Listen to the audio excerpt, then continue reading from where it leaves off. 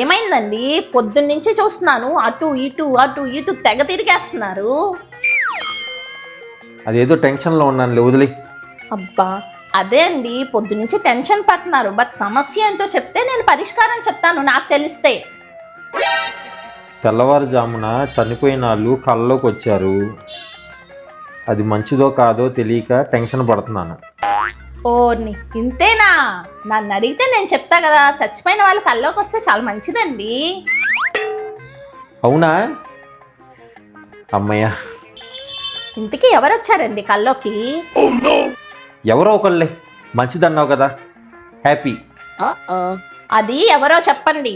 కల్లోకి వచ్చిన వాళ్ళని బట్టి కూడా మంచి చెడులు ఉంటాయి. ఎవరు? అవునా? సిల్క్. ఎవరు? సిల్క్ స్మిత. మిమ్మల్ని బావలు సయ్యా